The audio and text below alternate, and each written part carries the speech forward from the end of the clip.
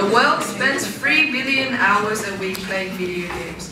Over 69% of the world's population plays video games. And that means approximately 4,900,000,000 people are currently playing games. But have you ever stopped to wonder why video games are so engaging? It's obvious, you might think at first. But if you think hard enough, you'll soon realize it's harder than you think to come up with reasons. In our talk, we'll be asking a lot of questions, many of them starting with why. You might get a bit annoyed, but at least you'll know why games are engaging.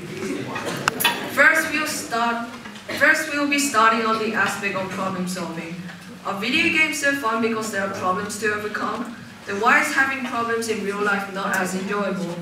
Now you might be thinking it's because there's no risk involved with games.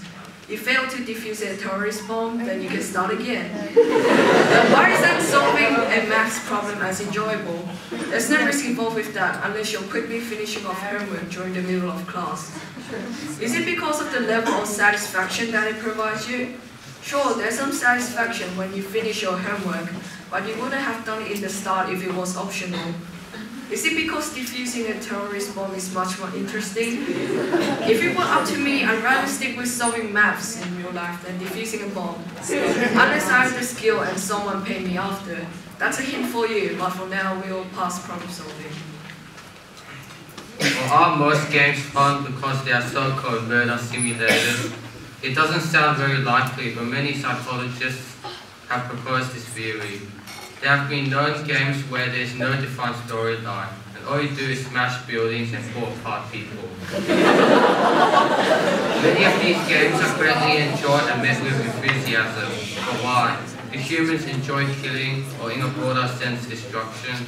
Now's time for the answers. People often play excessively violent games to reduce stress and aggression. Studies show that angry children are less so after playing violent games for more than half an hour.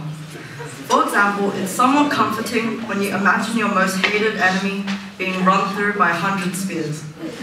Though this isn't usually the reason why bloody games are popular. So yes, it seems the theory that humans love smashing buildings and pulling apart people isn't entirely wrong. People also play violent games, such as Grand Theft Auto, as a way to experience adventure, face their fears, or simply to get an adrenaline rush. In a certain way, the fact that there is no risk does actually contribute to the reason why gaming is so fun. For example, if skydiving was absolutely free and there was no risk of dying, then people would be jumping off again and again. Additionally, if the violence theory was proved true, then it's fun to play games where you shoot heaps of terrorists or invade the country next door. Everyday life may seem quite dull and uneventful after an hour of fast-paced gaming. This encourages the gamers who are let down by the repetitiveness of life to play games again and again. Compare commanding your army to stacking books. It's obvious which option one would take. This demanding gameplay is usually accompanied with an interesting plot, which urges you to follow it, often at a fast pace. We've all read books which have had us absorbed, and this feeling is quite alive in video games. Multiplayer games are entertaining because they provide an abundance of opportunities for player competition and cooperation. Teamwork and friendship flourish when people pursue a common goal.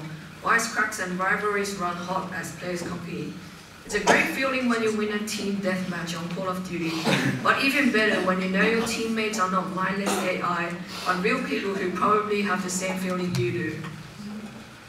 Games provide the perfect combination of challenges and rewards. The difficulty of challenges are perfectly balanced by developers to be just completable while still keeping the fun aspect. Games allow you to assume the role of characters that way surpass your capabilities, giving players confidence and feelings of accomplishment when they finally finish the game. Games allow the gamer to assume the role of someone they aren't or can't be in real life, and do, see, and experience something they can't or they would like to. Research shows that humans like to place themselves in the shoes of the character they play as. Assuming the role of a monster hunter in a fantasy world is much more interesting than an office job. A game can be more fun when you get the chance to act and be like your ideal self, says Dr. Andy something. makes them fun is that it gives people the chance to think about a role they would ideally like to take and then get a chance to play that role. Humans are naturally curious, and the ability to try out completely different personalities at a few clicks of a mouse is obviously part of the appeal of video games. Finally, games are so engaging just because they are fun. It is a nice feeling when you eliminate that pesky player, complete the puzzle, or win the war.